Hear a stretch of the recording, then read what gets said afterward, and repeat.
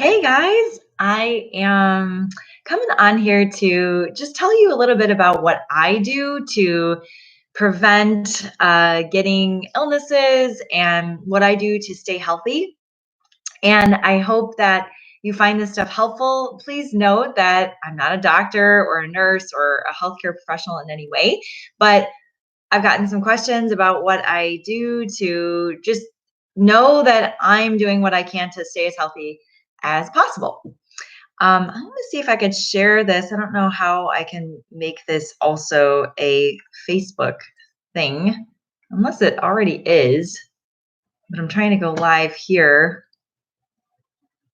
I don't know. Anyway, I'll share it later. Um, so the one thing I want to stress is sleep. So sleep is one of the best things that you can do for yourself during any time when there's flu or colds or really any time you're exposed to germs. Sleep is so good for restoring your immune system, for healing your body, and it's what our body needs. So even if you're working out or weight training and all these things, sleep is when your muscle puts all the building blocks together and makes your muscles stronger and gives you that recovery. So, our levels of HGH, human growth hormone, are the highest when we sleep. So, that's the time when our body really goes into recovery and does the best work for keeping you healthy. So, what I've noticed is the quality of your sleep really matters. So, a couple things that I have been doing is, oh, you know what? My glasses are in the other room, but I would show you. I have these, they're called like blue light blocking glasses. And they're basically, remember those blue blockers that they used to sell like forever ago in the 90s? I think there's like some fun little like blue blocker kind of like commercial. Anyway, that's the concept. So it's blocking blue light. So you can set your desktop computer to block blue light anytime. Or I know some programs even do it where at a certain time of night, they just automatically filter out the blue light. Also on your cell phone, you can put a blue light filter on there. I have a Samsung and I just drop the menu down and just hit blue light filter. I keep that on all the time just to reduce the amount of blue light that my brain gets. And also, total darkness when you sleep is really important because it helps our bodies naturally create melatonin. And so that is kind of that hormone, that chemical in your body that helps you get sleep and good quality sleep. Also, putting your phone away from you when you sleep, having it a little bit further away from you, can do two things.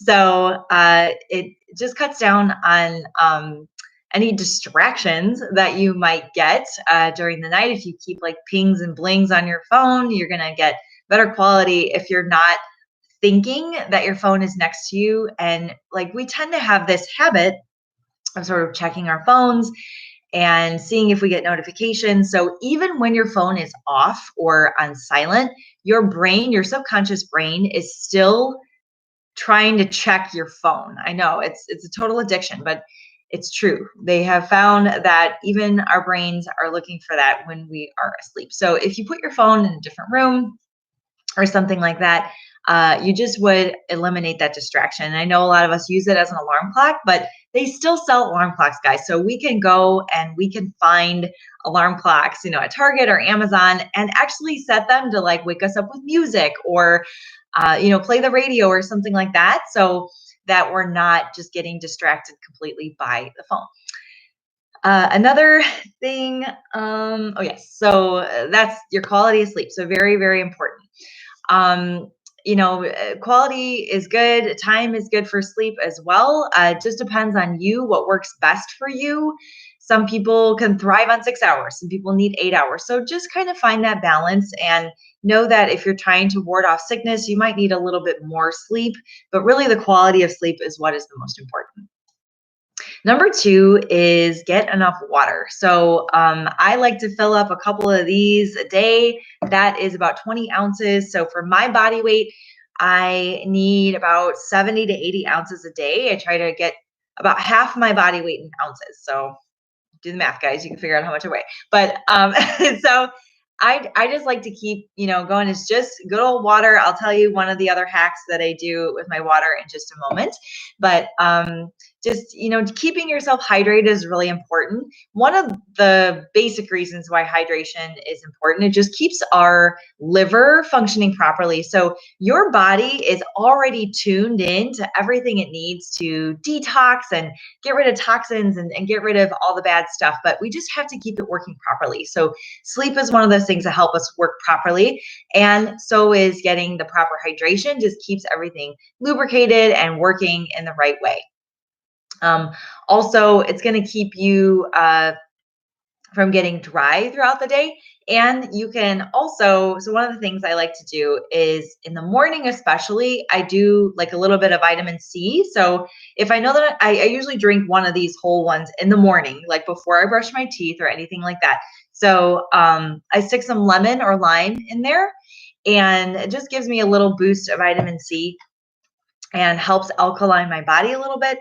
And then I can brush my teeth and I don't have to worry about the acid sitting on my teeth. So I wouldn't suggest putting lemon in your water and then sipping it all day, like if it's on your desk, because that acid in that lemon water can cause erosion and different problems in your mouth orally. So we wanna stick to the best health overall.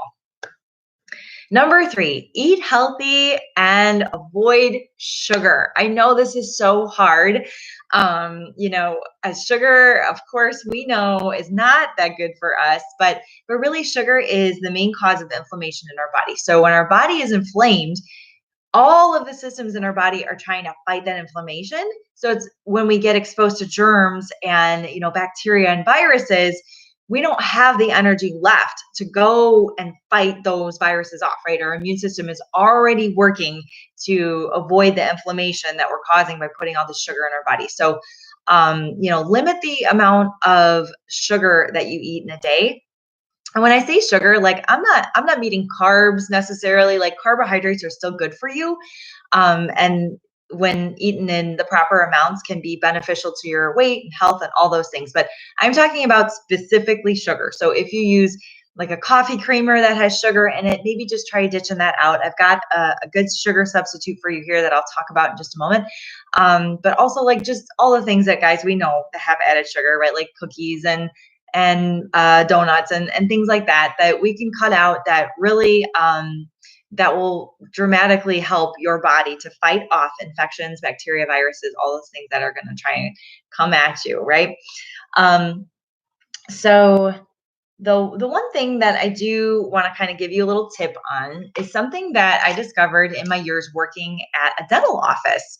You know what? I don't know. Oh, what do I do with that? Oh, so here is what I use. It's called Xylitol, and it is a sugar alcohol, and it's made generally from corn cobs or birch bark. So I think this one is made from birch bark because it is guaranteed non-GMO and organic and all that stuff. And it's made by Now. This one's made by Now. I get this one on Amazon. I can put a link down below to where you can find this. But in the dental field, we would always recommend that our patients chew xylitol gum or put that in their diet in some way, because what happens is bacteria cannot digest xylitol, same as like dogs and cats and certain other furry babies cannot digest it. So it's very, very toxic to animals, but humans, we do just fine. We can do just fine with it. So what happens is bacteria tries to eat that. They think it's sugar. They try to eat it when it's on our teeth, and they can't metabolize it or digest it. So it ends up getting washed through our digestive tract. So ends up coming out our urine and our waste. So the one tricky thing with it though is if you have more than 6 grams of it in a day, you can kind of get some gastro upset.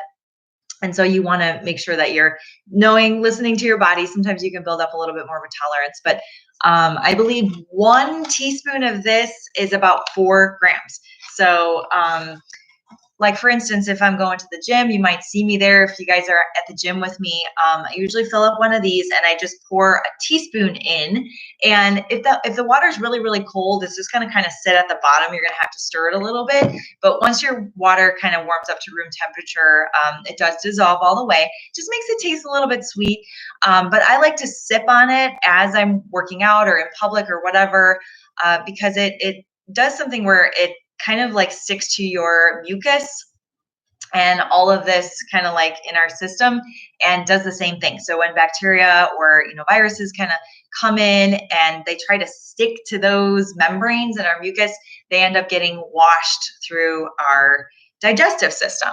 I don't know what I did with my nasal spray. I thought I had it, but there is an actual oh, here it is. There is a nasal spray. It's called XClear. And this was a sample that I got from my dental office, Dr. Tori's dental shop. But I'm going to actually reorder because I'm almost out of it. But I'm going to put a link to that as well on Amazon. But it is a nasal spray made with xylitol. There's xylitol, saline, grapefruit seed extract. That's it. That's all that's in it. 3 ingredients. And so just, always guys, look at the ingredients on something and just make sure that you're not allergic to it. And if you want to call your doctor and ask them, hey, is it okay if I do this, put this up my nose? By all means, go ahead and do that. But spraying that up your nose like a couple times a day, I usually do it in the morning and once at night, just kind of helps me, or especially when I'm going to leave the house or go somewhere where I know I'm going to be around a lot of people and people are going to be breathing and sneezing and coughing. Because then when I breathe in through my nasal tract, this sticks to the mucus in your sinuses and your nasal tract and does the same thing, kind of doesn't allow that bacteria to stick there and washes out your system. So I'll put, again, a link to get some of those things if you're interested in checking that out. And it is Friday, and I'd love to start on Fridays, ways to be more playful. So I suggest to you, just reduce your stress, guys. We know it's everywhere. Every time we turn on the TV, every time we turn on the radio, every conversation seems to be all about this coronavirus and, oh my God, it's the end of the world. And it can be really stressful. And, we should be aware of it, of course. Educate yourself, wash your hands, be safe, do these preventative things, get enough sleep, be healthy. But at the same time, you cannot let it completely cloud your life and your day. We have to just go about living our lives. And, we have to be safe, of course. And if you think you're infected, just stay away from the people in your family or loved ones that you think might be more at risk for it. But do try and find ways to get your mind off of it and to be playful and just increase the amount of serotonin and the amount of good, happy hormones in your brain. And one of the things that I've been doing, and I do this a lot, but I listen to music, guys. It really helps distract me. Music that I can sing along to, dance along to. I keep it going in my house. I keep it going in my car. I wake up in the morning with it. And it really, really helps. It helps me just stay sane and everything like that. So my challenge to you as we're going into the weekend, let's start a fun habit here this Friday. I challenge you, if you do wake up with your phone, you can download music. I'm sure you have it on your phone. You can go ahead and set your alarms to be songs that you want to hear in the morning. So maybe it's like your jam that gets you going or some inspirational song or something like that. But try really starting your day with something positive like that and keep it going throughout the day. Turn the music on. I still listen to CDs. I have a CD player in my car and still have the CD books and everything. I'm so 90s. I'm such a 90s girl, but that's what I love to do. So again, sleep, quality of sleep, get enough water, fluids, eat healthy, ditch the sugar, try adding in xylitol if that's something you want to do. So again, on the xylitol, it might be something that you don't do all day long. So I do it at the gym because that's where I know I'm around probably the most germs and the most people. But, if you're someone that takes the train every morning, for instance, you might want to drink that xylitol when you're on the train. And if it's like, hey, I don't really like the taste, I just want to shoot a little bit of it in some water, you can do that. You can take some just real quick in water and go out. But it really is better for you if you just sip it, because that constantly keeps that sort of lubricating your mucus and everything as we slide down and everything that drips and all that. So if you guys have any questions, be sure to comment below. You could always hit me up, Crystal, Krystal, at theplayfultrainer.com. You can find me on Instagram at theplayfultrainer. Send me a DM there, or on Facebook at theplayfultrainer as well. So I hope this helped. If you find value in this, share it with somebody that might be kind of freaking out right now. And, again, I'm not a doctor, I'm not a nurse, I'm not a healthcare professional, but these are just some things that I have found that are helpful for me and sort of ease my mind to know that I'm doing these things for myself to stay healthy. So with that, I will say peace to you all. Stay well, stay healthy, and stay playful.